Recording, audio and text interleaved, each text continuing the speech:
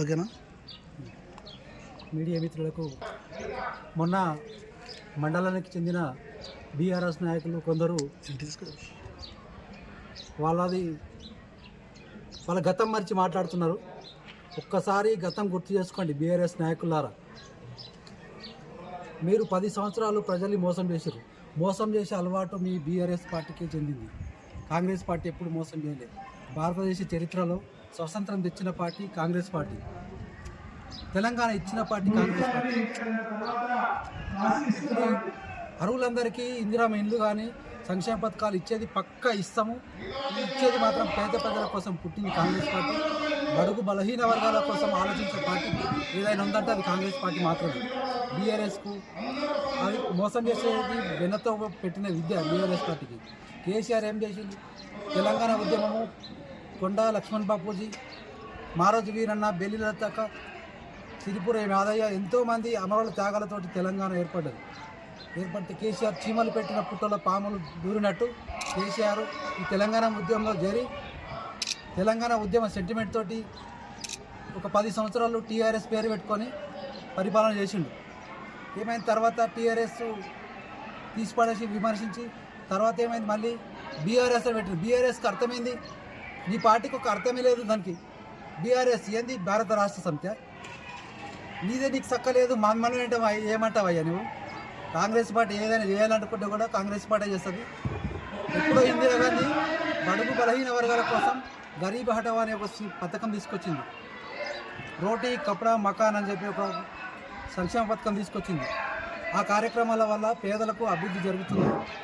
మీ దొర వచ్చి 10 సంవత్సరాలు ఏం చేయలేదు, పేద ప్రజలను మోసం చేసి తప్ప ఏం చేయలేదు. మోసం చేయడము మీ బీఆర్ఎస్ పార్టీకి మాత్రమే చెల్లుతుందని చెప్పి తెలియజేసుకుంటున్నాను.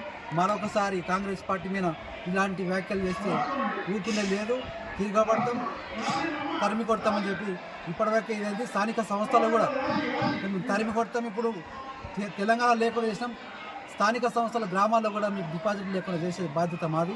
ఆ బాధ్యత మేము తీసుకుంటామని చెప్పి తెలియజేసుకుంటున్నాం. ముగిస్తున్నాం. బీఆర్ఎస్ వాళ్ళు కొన్ని వాగ్దానాలు చేసి అప్పుడు దళిత బంధు ఇస్తాం, అవి ఇస్తాం, ఇవి ఇస్తాం అని చెప్పేసి ప్రజలను మోసం చేసారు. అలా చేసే అక్కడికి ఆగిపోయి ప్రజలే వాళ్ళకు బుద్ధి చెప్పారు. ఈనాడు కాంగ్రెస్ పాలనలో ప్రతి పేదలకు కూడా ఇల్లు ఇస్తున్నాం, మరియు ఆత్మీయ భరోసా ఇస్తున్నాం, మరియు ప్రతి ఒక్క రైతుకు కూడా ఈరోజు 12,000 రూపాయలు అందజేసే విధంగా మా రేవంత్ అన్న సర్కారు తీసుకొచ్చింది. ప్రతి పథకం గ్రామీణ ప్రాంతాల్లో కాకుండా పేదవాళ్ళకు మొత్తం కూడా అందరికీ అందే విధంగా ఈ కాంగ్రెస్ పార్టీ అనేది తీసుకొచ్చింది. ఇది ఖచ్చితంగా అమలు చేసి తీరుతామని మేము కాంగ్రెస్ పార్టీ నుంచి కోరుకుంటున్నాం. అలాగే బీఆర్ఎస్ఎల్ కూడా కొన్ని ఎక్కడ చూసినా గొడవలు చేయాలి, ఎప్పుడు వీళ్ళు చేసే మంచి పనులను మొత్తం చెడగొట్టాలనే ఉద్దేశంతో కాచుకొని కూర్చున్నారు. కానీ అలాంటి తప్పిదాలు మీరు ఎన్ని చేసినా కూడా ఈ పథకాలు ప్రజలకు, పేదోళ్లకు అందే విధంగా మేము ఖచ్చితంగా ప్రజల్లోకి తీసుకొని వచ్చి ప్రతి పథకం కూడా ప్రజలకు అందే విధంగా మా మండల పార్టీ యూత్ ప్రెసిడెంట్గా నేను హామీ ఇస్తున్నా. మరియు యావత్ తెలంగాణ మొత్తం ప్రజలకు ప్రత్యేకంగా అందరికీ అందే విధంగా మేము చర్యలు తీసుకుంటాం. అక్కడ కొంత ఇక్కడ కొంత బీఆర్ఎస్ నాయకులు ఈరోజు ఏమంటున్నారు? కేవలం రాజకీయాల కోసమే పథకాలు అందుతున్నాయి, రాజకీయం కోసమే పేపర్లు ఇస్తున్నారు, అవి అని చెప్తూ ఉన్నారు. మీరు ఇచ్చిన నాడుకి పేపర్లు ఖాళీ జిరాక్స్ పేపర్లు ఇచ్చి మందిని మోసం చేసి ఎలక్షన్లో చిత్తుగా ఓడిపోయింది మీరు.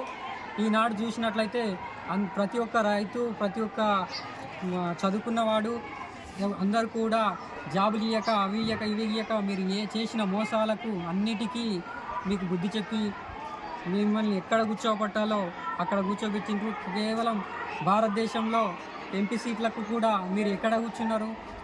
గుండు సున్నాగా మిగిలిపోయి ఉన్నారు. ఈనాడు చూసినట్లయితే ఫామ్ హౌస్కు పరిమితమైన కేసీఆర్ కూడా ఎన్నో వాగ్దానాలు చేసి ఈనాడు ఫామ్ హౌస్లో కూర్చొని కనీసం అసెంబ్లీకి కూడా రాకుండా అక్కడ చక్రం తిప్పుతున్నట్టుగా ఏదేదో లొల్లీలు చేయడాలని చూస్తున్నాడు.